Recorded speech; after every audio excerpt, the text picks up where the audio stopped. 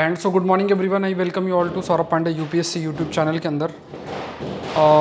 दिवाली का दिन है, आप लोग को पता नहीं पीछे पटाखे की आवाज़ आ रही है कि नहीं आ रही है।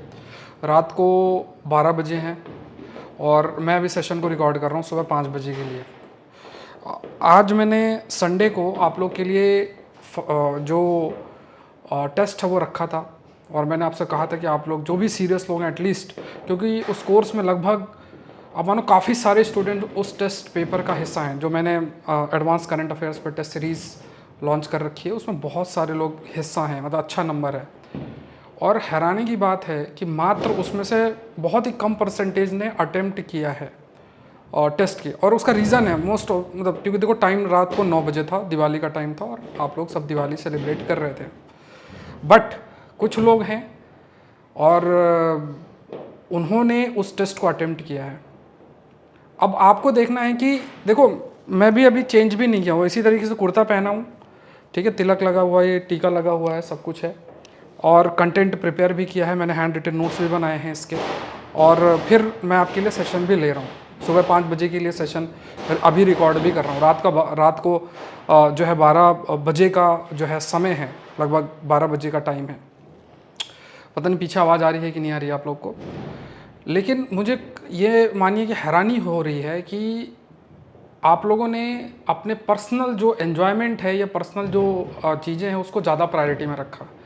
क्या लगता है आपको कि आप इस टाइप का एंजॉय करते रहोगे और बच्चा कोई मुखर्जी नगर, राजेंद्र नगर में बैठा हुआ है, वो क्या पढ़ नहीं रहा होगा? उसने तो अपना टाइम फिक्स कर रखा होगा कि मुझे 1-2 घंटे देने हैं, बाकी मुझे पढ़ना है। आपको उनसे कॉम्पीट करना है, आपको अपने आलस से कॉम्पीट करना है। मैं आपको बहुत मीठी मीठी बातें नहीं बोल सकता हूँ, लेकिन ये आपको समझना है कि कोई टेस्ट पेपर अगर दिया जाता है तो आपको अटेम्प्ट करना चाहिए और कोशिश करना चाहिए। इवन संडे का द हिंदू भी सेशन मैंने आप लोग के लिए लिया, मैंने छोड़ा नहीं उस सेशन को। संडे के टाइमिंग का फ्लेक्सिबिलिटी रहती है तो उस पर भी मैंने सेशन आप लोग के लिए कोई ब्रेक नहीं लिया है, सेशन आपका कंडक्ट हुआ है। आप में से कितने लोगों ने उस सेशन को देखा? बाद में देख लेंगे, बाद में कर लेंगे, बाद में कभी नहीं आता है। आप जैसे बहुत सारे लोग घूम रहे हैं, हम लोगों ने भी गलती की और आज इसीलिए हम लोग यहाँ पे जो है आप लोग के सामने एक जो है आप कह सकते हैं कि कंटेंट आपको डिलीवर कर रहे हैं। लेकिन ठीक है, हमने अपना रास्ता चूज़ कर लिया है। आपके पास अभी समय है, आपके पास अभी अपॉर्चुनिटी है। अगर आप अपने आलस को, अगर आप अपने जो है पर्सनल एन्जॉयमेंट को बहुत प्रायोरिटी दे रहे हो तो फिर आप टाइम ख़राब मत करो। आपके पास बहुत अच्छी अपॉर्चुनिटी है, इट्स बेटर आप कुछ सिक्योर दूसरी चीज़ें देख लो, वहाँ पे चले जाओ, वो सब करो। ठीक है कि कुछ जॉब पकड़ना पकड़ लो, प्राइवेट सेक्टर में काम कर रहे हो वहाँ कर लो, ठीक है। क्योंकि हम लोग के लाइफ को देखो ना, बहुत संघर्ष रहता है, इतना आसान नहीं है। रोज़ सुबह उठना है, सेशन लेना है, न्यूज़पेपर पढ़ना है, सेशन को कंडक्ट करना है। आपको तो लग रहा होगा यार कितना बढ़िया है सब कुछ, यूट्यूब में बढ़िया पढ़ा रहे हैं, लोग जान रहे हैं, कितना बढ़िया बेनिफिट है। क्या है मतलब, इसके अपने चैलेंजेस हैं और आपके पास अपॉर्चुनिटी है।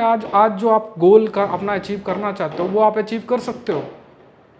बाकी चीज़ें तो जो है वो तो कर ही सकते हो, लेकिन आप में से ज़्यादातर लोगों ने क्या किया, अपने पर्सनल एंजॉयमेंट को प्रायोरिटी में रखा। मुझे दिवाली मनानी है, दिवाली मनानी। मैंने भी आप मानिए कि अपना सेशन लिया। मेरी जिम्मेदारी क्या है? मुझे तो नहीं पढ़ना ना। मेरी जिम्मेदारी तो नहीं है कि मुझे बैठ के 24 घंटे पढ़ने हैं। मेरी जिम्मेदारी आपको अच्छा कंटेंट देना, वो मैंने किया। मैंने सुबह हिंदू का कंटेंट आपको दिया। मैंने जो है आपको सुबह 5 बजे का सेशन जो है वो ब्रेक ना हो, वो मैंने आपके लिए रिकॉर्ड अभी कर रहा हूँ, ऐसे ही कुर्ते में बैठा हूँ रिकॉर्ड करके दे रहा हूँ कि आप लोग का ब्रेक नहीं होना चाहिए। लेकिन अब क्या बोला जाए, आपके ऊपर है। अगेन आई एम सेइंग कि आप लोग जो भी उस टेस्ट पेपर का हिस्सा है, टेस्ट दो। 0 नंबर आ रहे हैं, माइनस आ रहे हैं, कोई बात नहीं, टेस्ट तो दो। आपको अपना लेवल तो पता चले, कुछ सीखोगे तो। कब तक डरते रहोगे, भागते रहोगे? कब तक डरते रहोगे, कब तक भागते रहोगे अपने आप से कि कोई आके मुझे कह दे मेरा आंसर बहुत तगड़ा है, तो मैं बहुत बढ़िया आंसर, मेरा बहुत, तुम बहुत महान हो, बहुत अच्छा आंसर लिखे हो, अब लिखूंगा मैं आंसर, नहीं तो मैं सर की कमियां निकालूंगा बैठ के। ये थोड़ी ना आपको सोच के चलना है। देखो ये बहुत इंपॉर्टेंट है और ये मैं बहुत हक से आपसे बोल रहा हूँ, क्योंकि बहुत सारे लोग, आप लोग हमेशा मुझसे जुड़े हुए हैं, हमेशा आप लोगों ने जो है सपोर्ट भी किया है। लेकिन मुझे ऐसा लगता है कि अब ये जो समय है ये बहुत क्रूशियल समय है। 1 घंटा भी बर्बाद हो तो वो ठीक नहीं है और इस चीज़ को बहुत सीरियसली लेना है। खाली सपने देखने से सपना पूरा नहीं हो जाता है। सपने दिखाने के लिए मोटिवेशनल वीडियोस, रील्स और दिन भर आते रहते हैं। ठीक है, देखोगे 2 मिनट इमेजिन कर लिया कि अरे हाँ मैं बन गया, सेलेक्ट हो गया, हो गया। बहुत लोग घूम रहे हैं ऐसे, और कंपटीशन बहुत ज़्यादा टफ है, बहुत ज़्यादा टफ है, क्योंकि अच्छा कंटेंट सब लोग के पास है, सब लोग एक्सेस कर रहे हैं। मैंने भी आपके लिए रात को बैठ के हैंड रिटन नोट्स बनाए हूँ, लगभग 1.5 घंटे का समय लगा इस कंटेंट को प्रिपेयर करने के लिए, कि सुबह 5 बजे आपको कंटेंट देना है। आलस कर जाऊँ? मैं भी जाके किसी ऑफलाइन कोचिंग में बढ़िया पैकेज में जाके पढ़ाना स्टार्ट कर सकता हूँ, बट कंटेंट, अच्छा कंटेंट जो है वो प्रोवाइड करना है। कुछ वैल्यूज़ हैं, कुछ प्रिंसिपल्स हैं जिसके तहत मैं आपके लिए कार्य कर रहा हूँ। और आप लोग जो है, मतलब मैंने आपसे कहा भी था कि टेस्ट को देना है, सीरियस स्टूडेंट्स को देना, और मैंने नाम नोट कर रखे हैं कि एटलीस्ट ये जो नाम है ना, ये नाम के स्टूडेंट्स जरूर से उस टेस्ट को देंगे। और बहुत सरप्राइज मैं हुआ कि वो जो अच्छा स्कोर कर रहे थे, जो 3 टेस्ट हुए हैं, जो हमारे टेस्ट है, prelims test, advance current affairs के जो 3 टेस्ट हुए हैं, वो 3 टेस्ट में उन्होंने अच्छा स्कोर कर रखा है। और उन्होंने 4th टेस्ट में सोचा मैं तो सेलेक्ट हो गया प्रीलिम्स में, मैं तो बन गया, मेरा लिस्ट में नाम आ गया, अब मैं क्यों दूं, मैं महान हो चुका हूं। बहुत घूम रहे हैं ऐसे, बहुत घूम रहे हैं। आपको 2-4 बातें बोल के मोटिवेट कर देंगे, इधर उधर की बातें कर देंगे, आप खुश हो जाओगे। देखो, सेल्फ स्टडी सबसे इम्पॉर्टेंट पार्ट है। खुद से स्टडी करना, खुद से पढ़ना बहुत बहुत इम्पॉर्टेंट है। और मैं कभी भी, अगर आप देखोगे, मैंने कभी भी लैंग्वेज का बैरियर क्रॉस नहीं किया है। कभी भी जो भी चीज़ें मैंने आप लोग के लिए कन्वे की है, बोली है, वो एक बैलेंस लेते हुए बोला है। और अभी भी मैं उसी चीज़ को ध्यान में रखते कह रहा हूँ, क्योंकि देखो समय बहुत ही कम है। आप अगर एक दिन भी लूज़ करते हो तो आपका नुकसान है, और वो मैं नहीं चाहता हूँ। I don't want that. And मेरी सभी से दरख्वास्त अभी सभी से है कि देखो, आप टेस्ट दो, जो भी आपका प्लान है, आप उस प्लान को थोड़ा साइडलाइन करो, अपने कंफर्ट जोन से बाहर निकलो। सुबह उठो, 5 बजे उठो, क्या दिक्कत है? उठो ना साहब, सुबह 5 बजे, क्या दिक्कत है? लोग उठते नहीं है क्या? सुबह उठ के अपना एक दिनचर्या बना लो, क्या दिक्कत है? लोग बनाते हैं। मैं रात को 5 बजे जो है, मैं सुबह 5 बजे सोऊंगा। किसी के लिए मजबूरी है, वो अलग बात है, कोई जॉब कर रहा है वो अलग बात है, लेकिन जो जिसका पूरा दिन भर तैयारी पे ही जा रहा है, तो आप एक अपना बायोलॉजिकल क्लॉक सही करो ना, अच्छे तरीके से अपना पढ़ो, ये बहुत ज़रूरी है। और ये जो बातें मैं आपको बोल रहा हूँ, मैंने आज तक कभी भी किसी सेशन के अंदर इस टाइप से नहीं बोला है, बट मैं कंसर्न हूँ उन लोगों को लेके जिन्होंने एक तरीके से पहले 3 टेस्टों में इतना अच्छा परफॉर्म किया, और चौथे टेस्ट को दिवाली की वजह से मुझे मैसेज भी किया, सर दिवाली है, मैं टेस्ट नहीं दे पाऊंगा। मैंने रिप्लाई नहीं किया, क्योंकि अब त्यौहार का टाइम है ना। तो 1 साल अगर आप मान लो फेस्टिवल में बहुत ज़्यादा एंजॉय नहीं कर रहे हो, तो इससे कोई दिक्कत वाली बात नहीं है। त्यौहार अगले साल भी आ जाएगा, अगले साल भी आप लोग बढ़िया तरीके से मना सकते हो। मेरे लेवल पे क्या है, मैं अपने लेवल पे जो मेरी जिम्मेदारी है मैंने की, आपने अपनी जिम्मेदारी की कि नहीं? अगर आपने अपनी जिम्मेदारी की तो बढ़िया त्यौहार मना लो, आपने टारगेट दिन के पूरे किए तो बिल्कुल त्यौहार मना लो, बट नहीं किए और फिर एंजॉय भी करना है। एक अपने कंफर्ट जोन के बियॉन्ड जाना ही नहीं, अपने बिलीफ सिस्टम को डाटा के यूज़ करके उसको प्रूव करते रहना है, चलता रहेगा इस टाइप से। तो ये थोड़ा सा आप लोग देखें, मेरा सभी से आप लोगों से जो है ये आग्रह है। और चलो शुरू करते हैं, आज के जो टॉपिक्स हैं उनको डिस्कस करते हैं। एंड मेरा आशा है कि आप लोग टेस्ट जितने भी हैं उनको अटेम्प्ट करेंगे अब जाके, ठीक है। जो जुड़े हुए हैं, काफ़ी सारे लोग जुड़े हैं टेस्ट से। सौरभ पांडे UPSC ऐप का लिंक नीचे दिया है, उस पर जो टेस्ट से एडवांस टेस्ट है, 4th टेस्ट में जो है आप लोग जो है उस टेस्ट को दो। बहुत सारे लोग जुड़े हुए हैं। आपको जब आप जुड़ गए हैं तो टेस्ट देने में दिक्कत क्या है? टेस्ट दो, टेस्ट देते रहो, कुछ चीज़ें सीखोगे, कंटेंट है उससे नोट्स बनाते रहो। चलो स्टार्ट करते हैं। Consider the following statement about India's energy conservation code 2017 का, ये कंजर्वेशन कोड 2017, ठीक है। सो ECBC was first released by Ministry of Power Bureau of Energy Efficiency in 2007, followed by an update in 2017. और इसमें लिखा हुआ है कि currently 23 states have notified rules to enforce ECBC compliance, while large states like Uttar Pradesh, Gujarat are still in the process of drafting. देखो, पहली चीज़ तो इसमें ये देख लो कि जैसे जनरली अगर देखा जाए तो ये जो आपका कोड है ना, जिसे हम कह रहे हैं एनर्जी कंजर्वेशन बिल्डिंग कोड, तो इसमें क्या है कि कुछ इसमें क्राइटेरिया अगर आप देखो ना यहाँ पे, तो यहाँ पे लिखा हुआ है कि जनरली कमर्शियल बिल्डिंग्स के लिए एप्लीकेबल है ये, और जिसमें लगभग लोड 100 किलोवाट और मोर का हो, और जो कॉन्ट्रैक्ट डिमांड ऑफ 120 किलोवाट और मोर का हो, तो वहाँ पे ये एप्लीकेबल होता है। मिनिमम जो एनर्जी स्टैंडर्ड्स हैं कमर्शियल बिल्डिंग के लिए है, एनर्जी सेविंग 25 से 50% का होना चाहिए। मतलब जनरली जैसे मान लो बिल्डिंग्स हैं और इन बिल्डिंग्स में एनर्जी सेविंग कैसे की जा सकती है, उस पर सर्टन सेट ऑफ स्टैंडर्ड्स जो हैं वो हाईलाइट किए जाते हैं, वो आपके ECBC के अंदर इंक्लूडेड हैं। एंड यहाँ पे बिल्डिंग की अगर बात करें, इंडिया के अंदर 30% टोटल इलेक्ट्रिसिटी कंजम्पशन है, और ये कंजम्पशन 50% तक हो जाएगा 2042 में। तो देखो ये क्या है कि क्योंकि बिल्डिंग्स के अंदर एनर्जी कंजम्पशन बहुत ज़्यादा है, तो हमें कुछ तरीके अपनाने पड़ेंगे जिसके माध्यम से एनर्जी कंजम्पशन को कम किया जा सके। तो इसी के लिए क्या है, आपके पास ये रेगुलेशन है जिसे हम कहते हैं जिसे हम क्या कहते हैं, energy conservation building code, ECBC 2017। ये जो है India's energy conservation building code, ये शब्द जो है हम यूज़ करते हैं। अब देखो ये पहली बार रिलीज़ किया गया था ministry of power bureau of energy efficiency 2007, ये बिल्कुल सही स्टेटमेंट है। अब यहाँ पे इन्होंने कहा है कि ये जो कंप्लायंस है with large states like Uttar Pradesh, Punjab, Karnataka, Andhra Pradesh, Telangana and Kerala, यहाँ पे गुजरात नहीं है। सो यहाँ पे ये जो स्टेट्स हैं ये इसमें इंक्लूडेड है, तो ये गलत आपका हो गया। मिनिमम एनर्जी जो स्टैंडर्ड है कमर्शियल बिल्डिंग के लिए वो 25 से 50% है, तो ये भी सही है।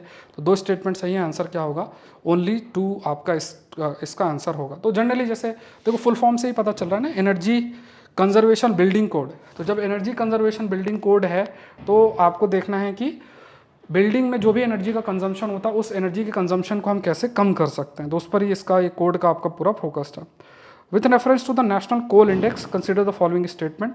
अब इसमें देखो, इसमें लिखा पहला कि प्राइस इंडेक्स है, पहला पॉइंट देखो ये क्या लिखा है कि इट्स अ प्राइस इंडेक्स जिसमें price of coal only from notified prices. तो देखो कोल ओनली, अब इसमें जनरली क्या है कि कोल के प्राइजेस को देखा जाता है, कोल के प्राइजेस को देखा जाता है। अब वो प्राइस नोटिफाइड प्राइस जो होता है कि मतलब जो नोटिफाई किया गया कि कोल का इतना प्राइस है, ऑक्शन प्राइस भी देखता है और इंपोर्ट प्राइस भी देखता है। इसमें खाली नोटिफाइड प्राइस नहीं था। नोटिफाइड प्राइस का मतलब होता है जैसे कह दिया गया कि इतने रुपए टन कोल है, नोटिफाई कर दिया गया, ठीक है।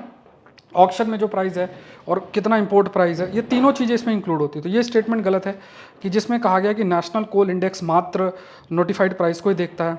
इंडेक्स का जो प्राइमरी रोल है is the determination of the premium and the revenue share levied on the coal transaction basing it on the market driven mechanism.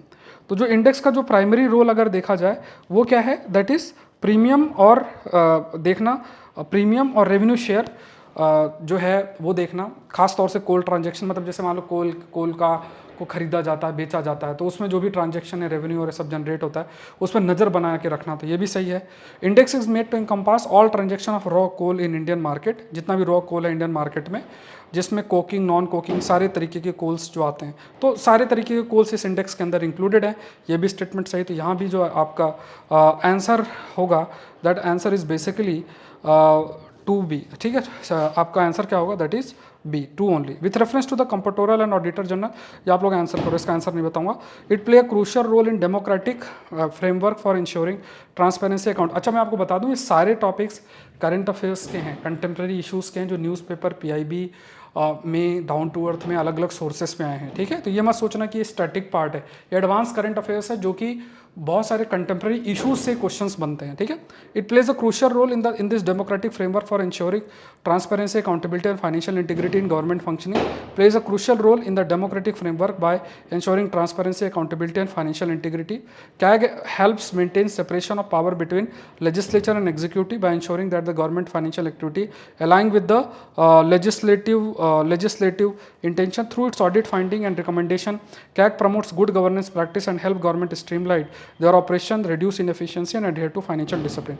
देखो इतना बड़ा क्वेश्चन देने का पर्पज सिर्फ होता है इतने बड़ी लाइन्स ये रीड करने की आपकी आदत बने, ठीक है। ये बड़ी बड़ी लाइनें हैं ना, इसको रीड करने में आप कंफर्ट रहो, ये बहुत ज़रूरी है। इतनी बड़ी बड़ी लाइनें पूछी भी जा रही हैं।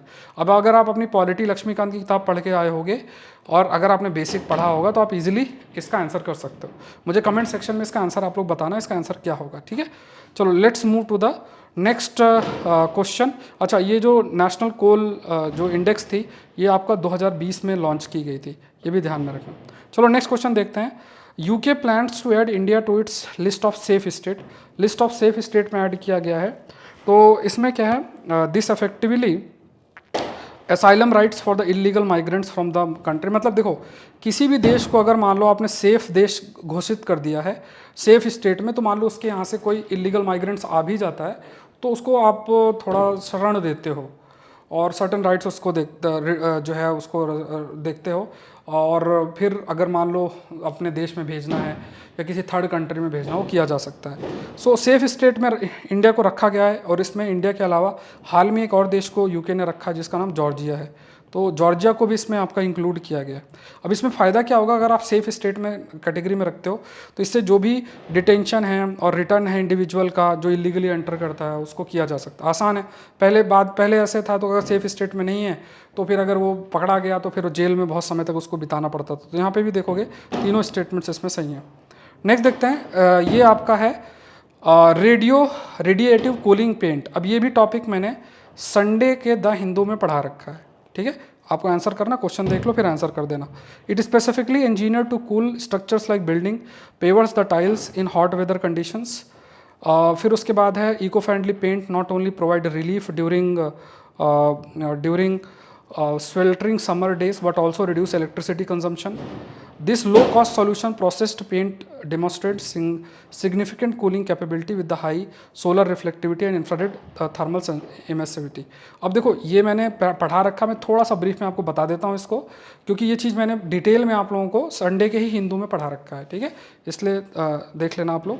तो जैसे मान लो कोई भी बिल्डिंग है, सपोज करो ये बिल्डिंग है, दिस इज़ द बिल्डिंग, ये आपकी बिल्डिंग है, दिस इज़ द बिल्डिंग। अब ये कंक्रीट बिल्डिंग है।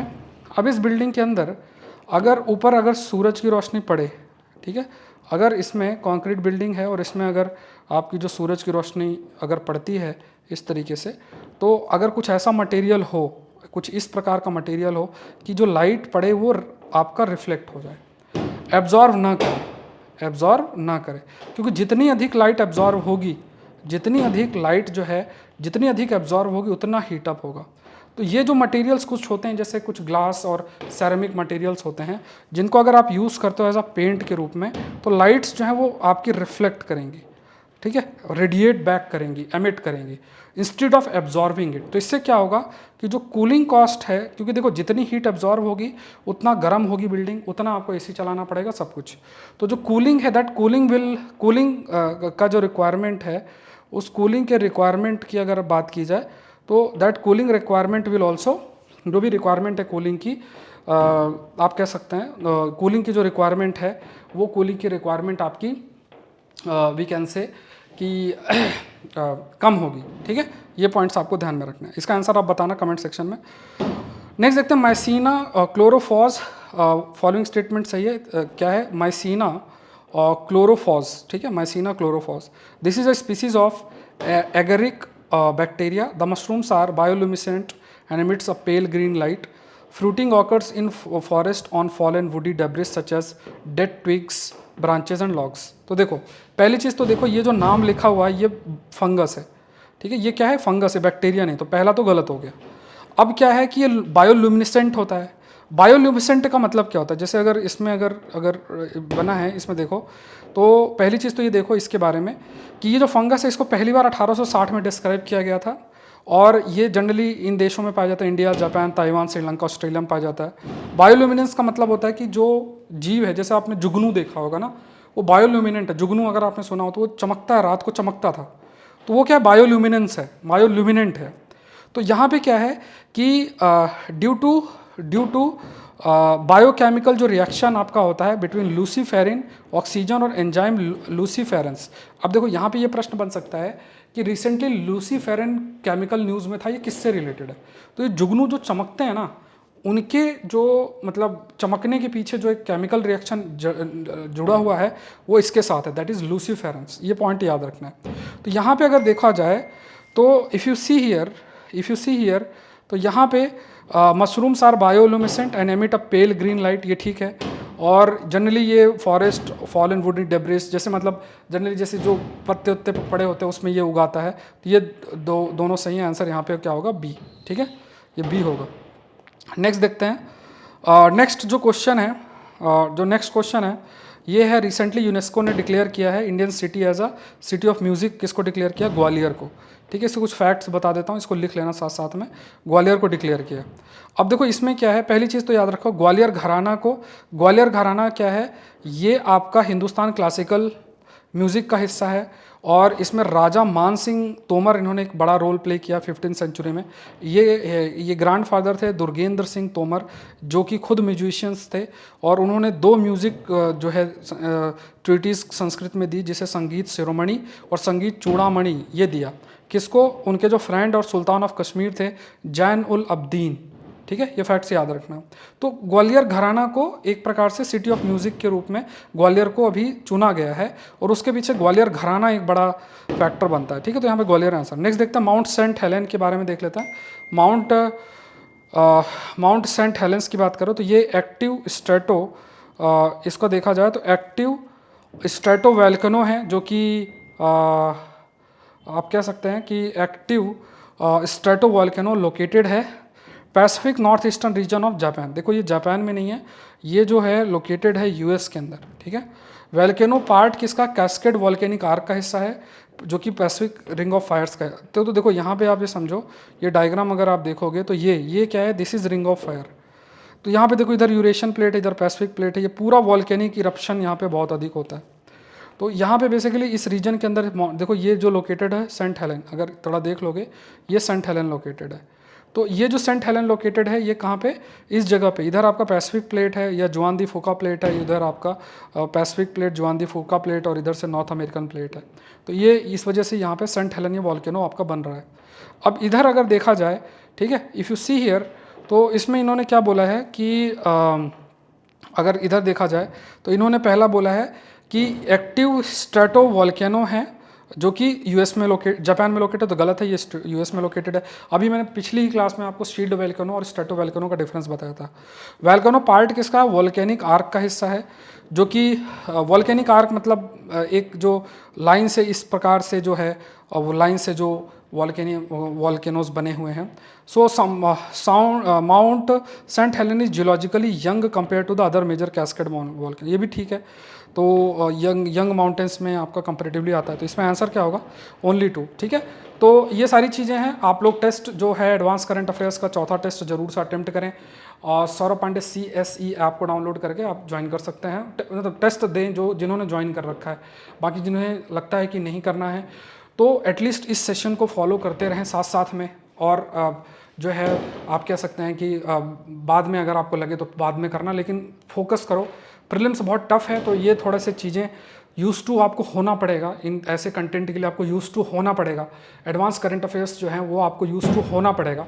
अगर आप वन लाइनर के पीछे हम रन करते रहेंगे तो रिजल्ट आपको नहीं मिलेगा।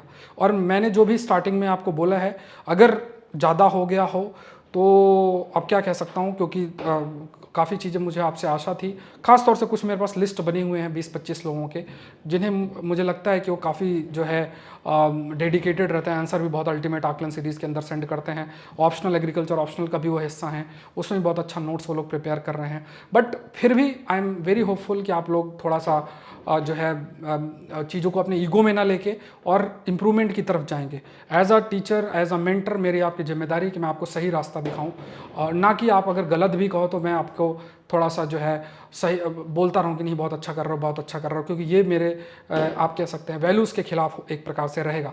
तो मेरी जिम्मेदारी है कि आपको सही रास्ता दिखाना। सही अगर आप कहीं गलत हो गए तो वहाँ पे मुझे आपको टोकना भी पड़ेगा। तो ये सारी चीज़ें हैं। अगेन आज के लिए इतना ही, मिलते हैं नेक्स्ट सेशन के अंदर 5am सीरीज़ के लिए, और मिलते हैं नेक्स्ट सेशन द हिंदू के लिए।